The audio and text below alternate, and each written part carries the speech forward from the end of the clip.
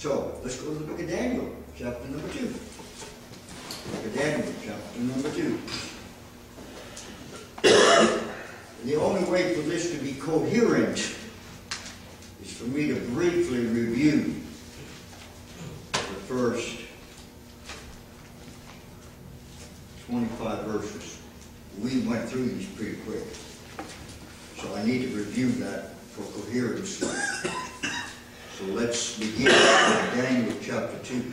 This is so important because this is the clearest outline in the Bible of the times of the Gentiles.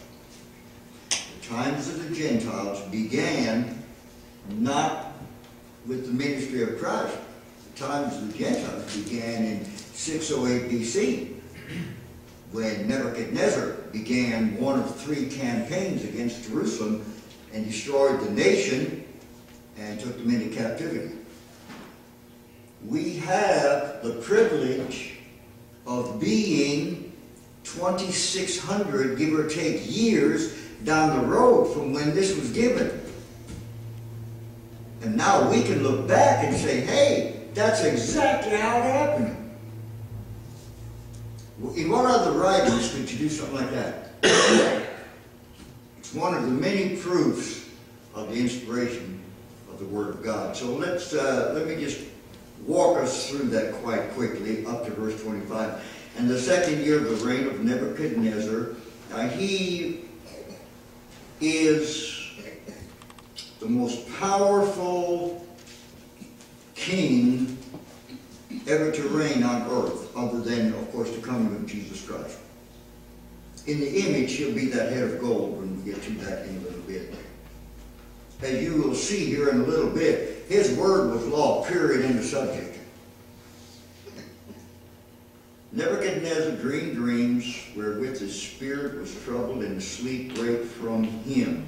We've all done that. That's a nightmare. We don't call them dreams, we call them nightmares when we wake up. Then the king commanded to call the magicians, phonies, and the astrologers, phony, and the sorcerers, phonies, and the Chaldeans. They're the real ones. They're of that group of this group comprised a council of wise men, supposedly the wisdom of the Chaldean Empire. And 3 out of 4 groups were phonies. By the way, Daniel was trained extensively in all 4 groups, and it never rubbed off on him. He stayed true to the Lord. It's quite something. For to show the king his dream, so they came and stood before the king, and the king said unto them, I dreamed a dream. My spirit was troubled to know the dream. Then spake the Chaldeans to the king in Syriac. Okay, from this verse through chapter 7, about the middle of the chapter, this book is not written in Hebrew. It's spoken in Aramaic, the Syrian Aramaic language. Now, Daniel is the second most attacked book in the Bible, Genesis being the first, of course. The point of attack is the Syrian tongue did not exist for another 400 years after this was written. Well, thank God for archaeology. They found a variation of this Syriac tongue, guess from when? 600 BC, when Daniel wrote. So men set out to prove the Bible wrong, only to do what? Prove the Bible was right. How many times has that happened? O king, live forever. Tell thy servants the dream, we'll show the interpretation. The king answered and said to the Chaldeans, things gone from me. In other words, I forgot the dream. Now you understand how unreasonable is that? I forgot the dream, but you tell it to me anyway. If you will not make known unto me the dream and the interpretation thereof, ye shall be cut in pieces, and your houses shall be made a dunghill. Well, first of all, that of course is extremely unreasonable. But secondly, I personally, when you get to looking at what he said there in verse number 5, I think Nebuchadnezzar was no fool. He had to have known that a bunch of that wise council were just a bunch of phonies. He had to have known. And you get some indication by what he said in verse 5. But if you show the dream and the interpretation thereof, you shall receive of me gifts and rewards and great honor. Well, what good is gifts and rewards and great honor if you're dead? Therefore show me the dream and the interpretation thereof. Then answered they again and said, let the king tell the servant that showed the interpretation. The king answered and said, I never certainly that you would gain the time. That's our way of saying you're stalling. You're putting me off. You're stalling. Because you see the thing is gone from me. In other words, I forgot. But if you will not make known to me the dream, there's but one decree for you have prepared lying and corrupt words to speak before me till the time be changed. And that's right. They did. Christians, the only sure word you have to stand on is the Word of God. Not astrology, not palm reading, not tea leaf reading. We have the Word of God. Tell me the dream, and I shall know that you can show me the interpretation. Well, of course, they couldn't. The Chaldeans answered before the king and said, there is not a man upon the earth that can show the king's matter. Therefore, there is no king, lord, or ruler that asks such a thing at the magicians or astrologers or Chaldeans. That's right. And it is a rare thing that the king requires. That's right. And there's none other than can show it before the kings except the gods whose dwelling is not with flesh. Now, you see, they had the witness, like all people have the witness, what's called the innate nature. These guys were a bunch of charlatans, religious charlatans, but they had enough of the image of God left to understand that there are supernatural deities who do not live in human bodies, or spirit, who can tell the future. As perverted a statement as they're making there, they still understood those three principles. And let me tell you something, I've told you this before, I don't think there's any such thing as a real atheist. And if you want to know why, read Romans chapter 1. It's just plain as the nose on your face that we have the innate nature. It's not, the problem isn't here, the problem is here.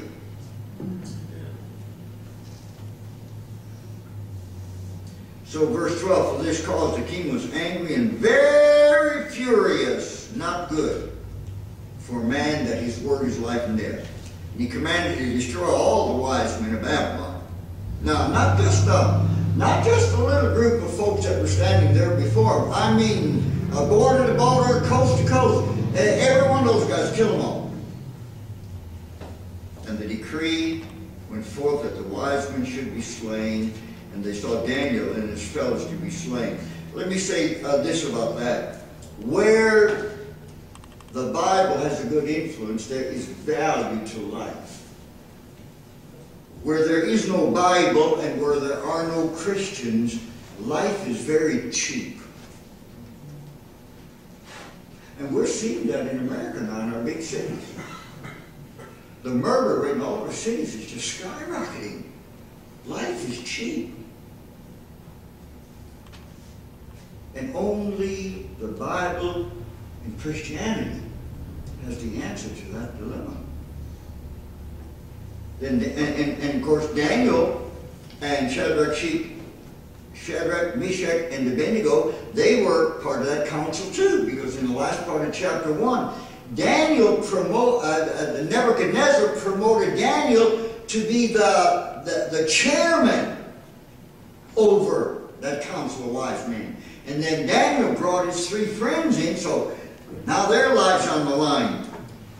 Then Daniel answered with counsel and wisdom to Arioch, the captain of the king's guard, which has gone forth to slay the wise men of Babylon. He answered and said to Arioch, the king's captain, why is the decree so hasty from the king?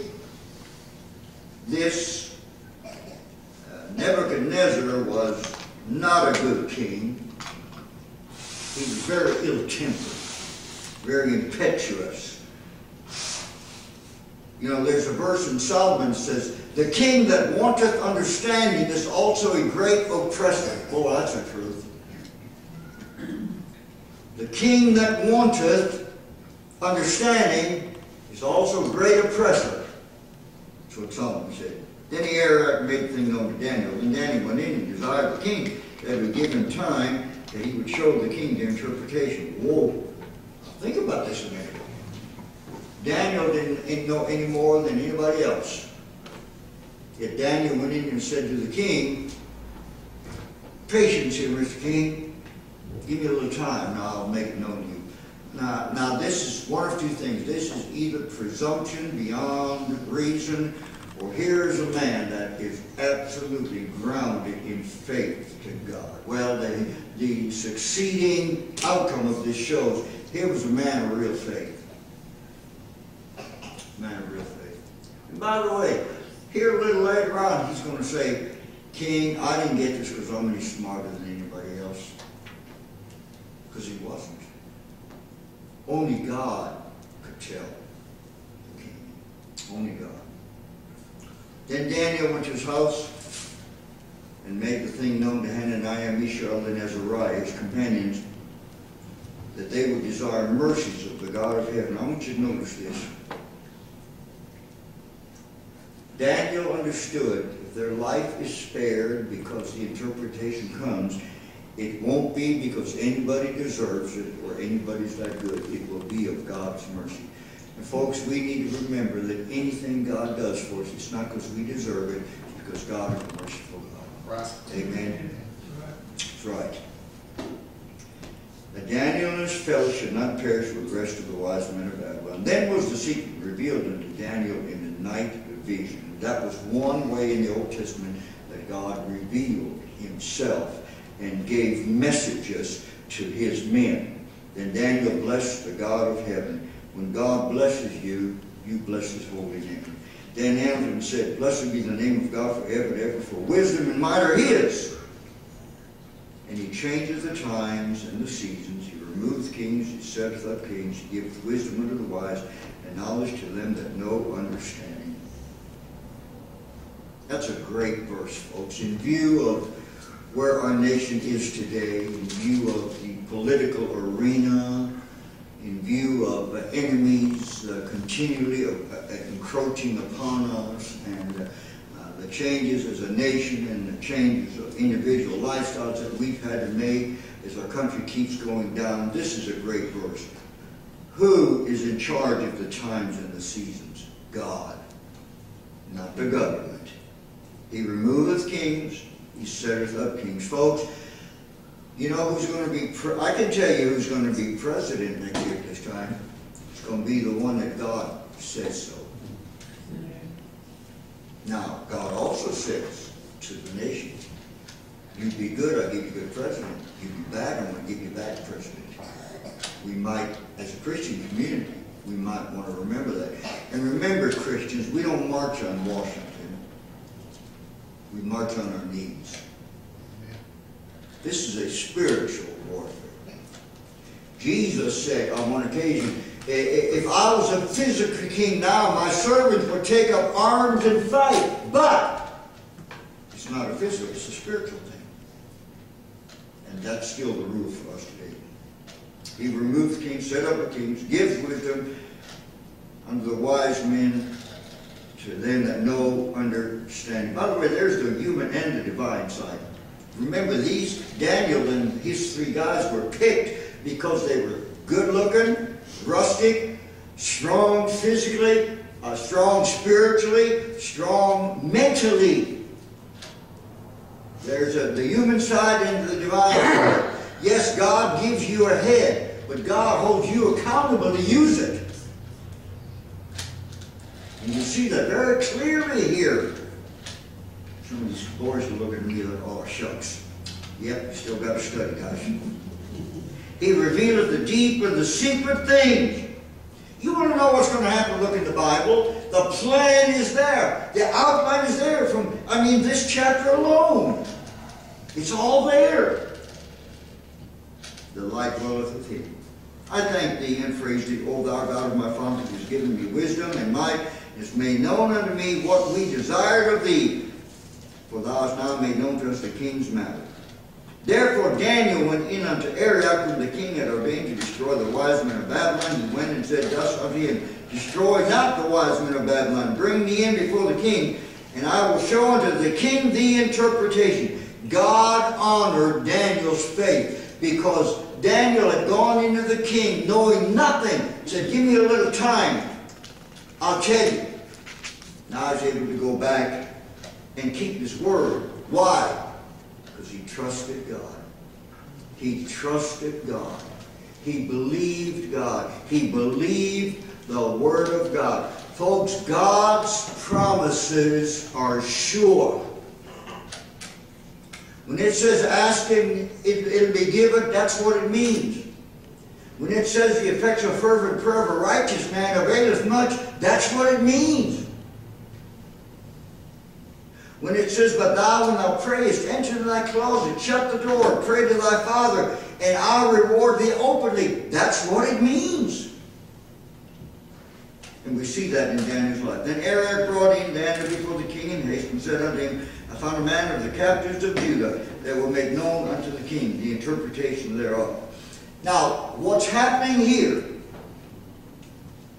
even though God judged the state of Israel for the idolatry, and they lost their national worship, they lost their national identity, God put them into captivity, but God didn't forget them. Even in captivity, He was watching over their lives.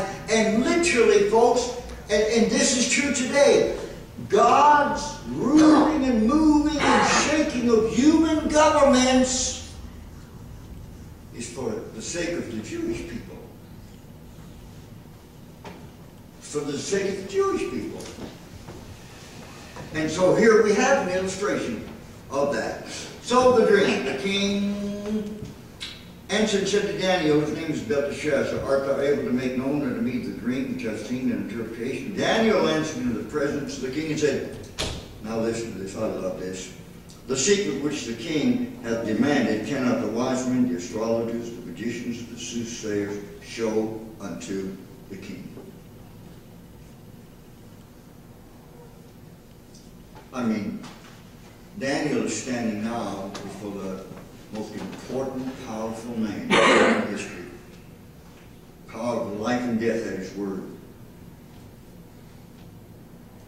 By the way, later on, these astrologers, magicians, soothsayers, they turn on Daniel and they try to get him killed. This is one of the reasons right here. He exposed them. What did they say in two audiences with the king? Tell us, we'll tell you. And here Daniel says they can't. I mean, you have to have a little insight into the power of politics to understand what a humbling blow Daniel gave to this powerful body of wise men to counsel the king. King, they can't do it. And of course, they hated Daniel from this day on. And by the way, Daniel, over the interpretation of this dream, saved their life. If Daniel had not gotten this from God and told the king, those guys were all going to get slaughtered. Daniel saved their lives. Didn't matter. They still hated him. Because there is an inveterate, satanic hatred between the unbeliever and the believer. They are darkness, we are light. And Satan hates the Jewish state, then and now.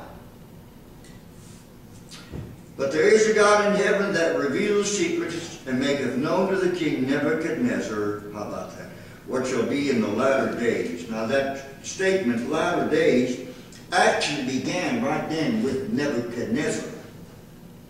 Now, a lot of interpreters say that the latter days began in the ministry of Jesus Christ.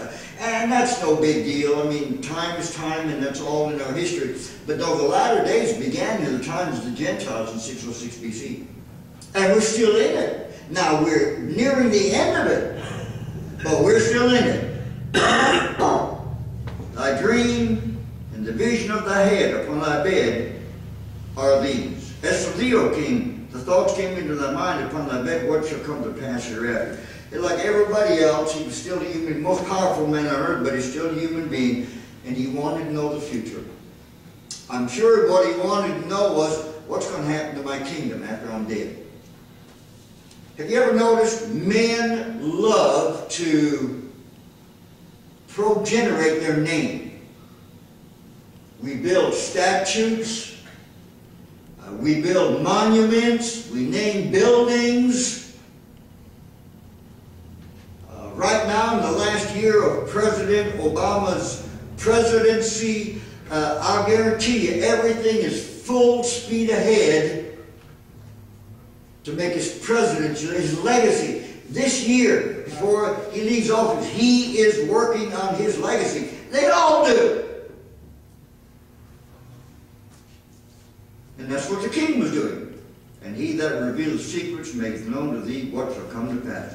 But as for me now, this says a lot to me, and I hope it does to you. Daniel says to the king, but as for me, the secret is not revealed to me for any wisdom, but I have more than any living.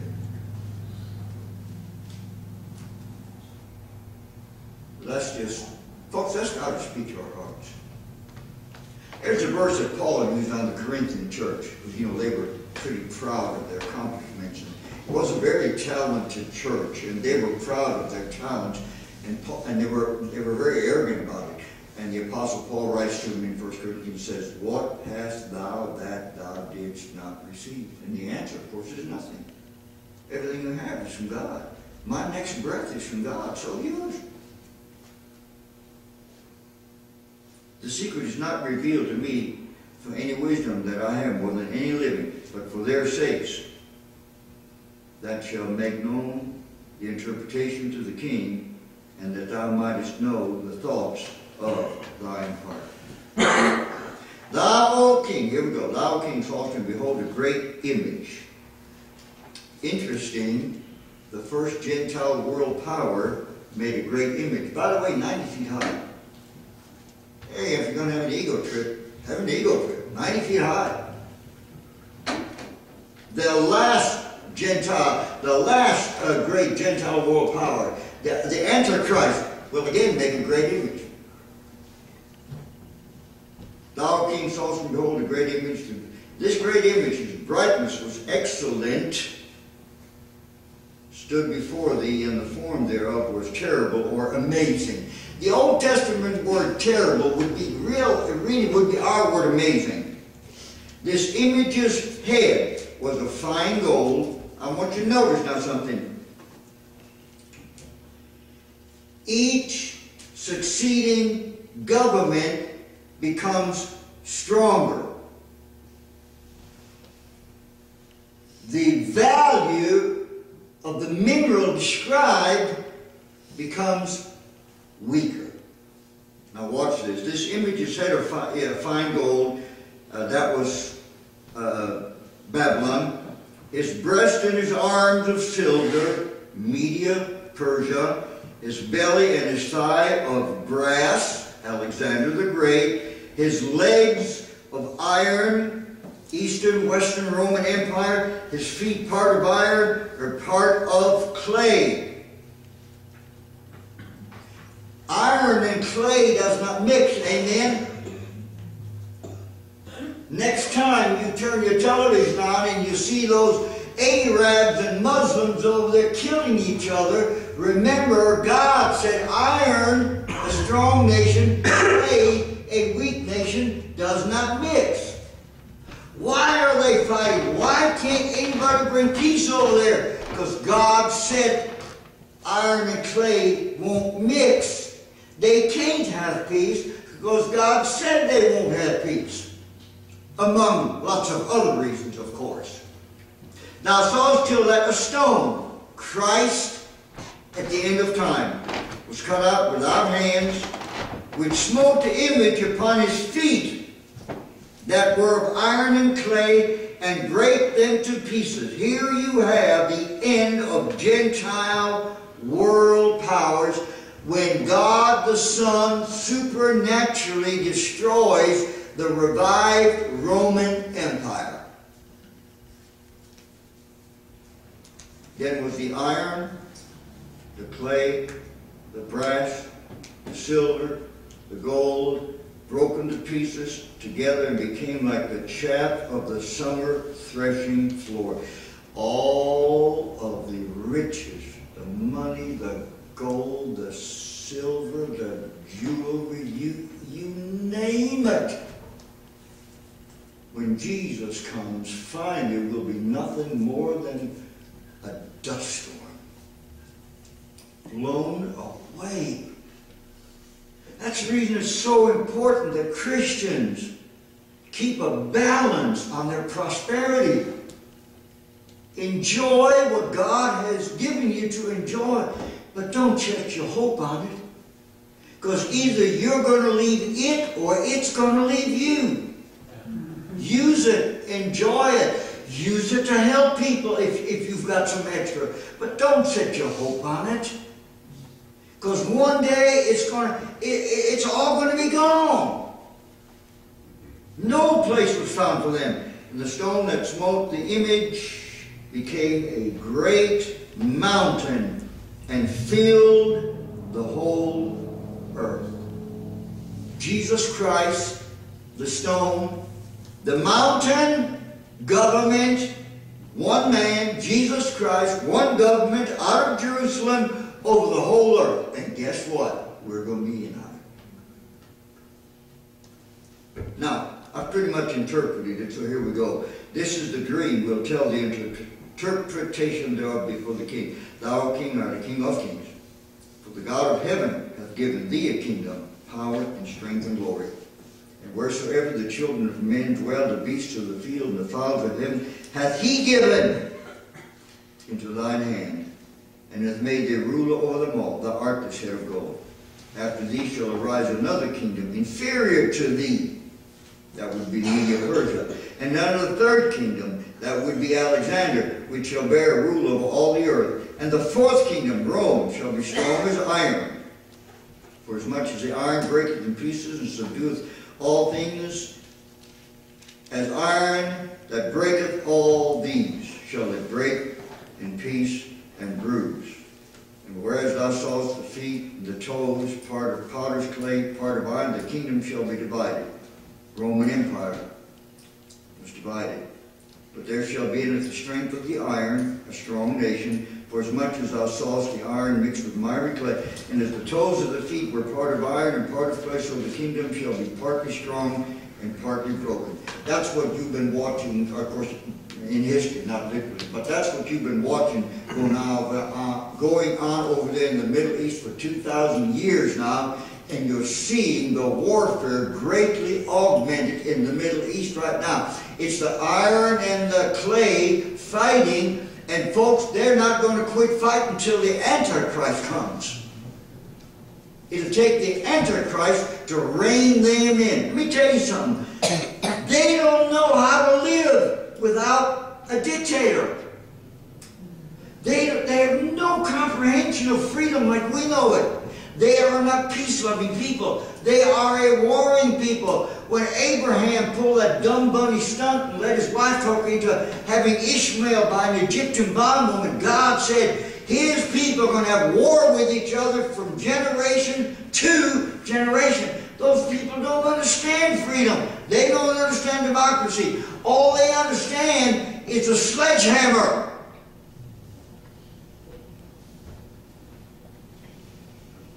And whereas thou sawest iron mixed with miry clay, they shall mingle themselves with the seed of men, but they shall not cleave one to another, even as iron is not mixed with clay. Now, I want to be careful, and I'm almost done. I want to be careful not to get too far out in left field. First of all, integration never was God's plan from the beginning. The Bible plainly says God picked this land over here and put this people there, and then picked this land over here and put these people there. And God determined before the bounds of all the nations. Well, needless to say, that's not going on. I mean, they didn't know back then, and now when you've got, especially with modern transportation, you've got every kind of race and every kind of people and every kind of color just mixing. And let me say this. There's not a verse in the Bible that says a white man can't marry an Oriental.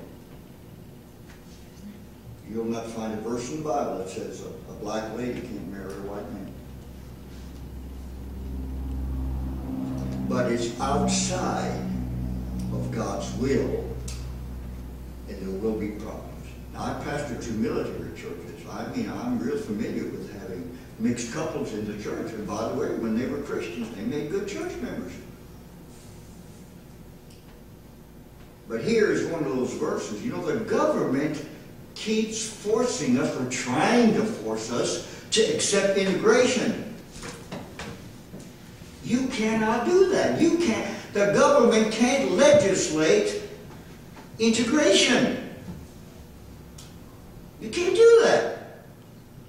And why do people resent it like they do? By the way, I'm not for anybody being mistreated. Red, white, black, or blue. The white man came to America, the first thing we did was mistreat the Indian. Then we brought the blacks over here as slaves, and that wasn't right. And now we just haven't learned the cotton-picking thing from our own history. Now we're bringing the Spanish folks across the border, the Rio Grande, by the millions, and using them for cheap labor. And folks, we're going to pay for that. Just like we're now having to support the Indians. Just like now you've got a high black welfare roll, and next thing you're going to have is a high brown race welfare roll. Because you can't mistreat people. They all have a soul, and they all need to be saved. But originally God put everybody in their place, and they wanted them to stay there. And all of these laws that we're trying to pass to force people to get along with each other. Now we Christians, we can do that, amen? Lost people can't do that. But they shall not cleave one to another, even if iron is not mixed with clay. Trying to make the Jews and the Arabs get along. Are you kidding? All those peace treaties, they don't last 24 hours. And in the days of these kings, now see, this is very important, in the days of these kings, and that's where we are today. Got all these dictator kings over there, got all these rogue nations over there in the Middle East. In the days of these kings shall the God of heaven set up a kingdom. That's where we are. We are on the eve of the end of the times of the Gentiles. We're on the eve of the Lord coming for the rapture for us. We're on the eve of the power. And folks, we've been watching this for some years now. From about 1600, 1600 to, let's say, 75 years ago, the pendulum of time swung to the west. The rise of the Western nations, money, power, industry. Now that pendulum of time is swinging back to the Middle East. That's where all the activity is now. By the way, that's where all the money is too.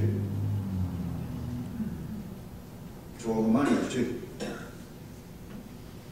And in those days, these kings, the God of heaven shall set up a kingdom which shall never be destroyed. Man, all this fighting and fussing and carrying on, that's not going to stop till Jesus comes. But the other side of that is, it's over when Jesus comes. That's the end of it.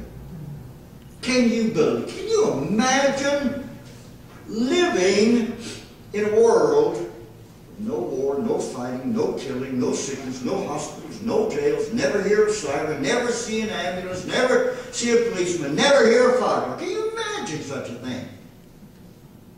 Well, of course the answer is no, but that's what's going to happen.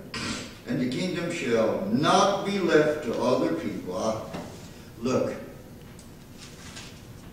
people will never get it right because of Adam. I personally, I admire people who are willing to work in government. By the way, thank God. Thank God. I said last week, we have to have government. Thank God for people who are willing to. Thank God for young men and women who will be policemen and soldiers. Thank God for young men and women who will be fire persons. But it shall break in pieces and consume all these kingdoms, and it shall stand forever. Amen. And we're going to be here for that. For as much as I saw such a stone was cut out of the mountain without hands, and that it break in pieces the iron, the brass, the clay, the silver, the gold, the great God hath made known to the king what shall come to pass hereafter. And the dream is certain, and the interpretation is sure. Now, when he said that, he didn't have a clue.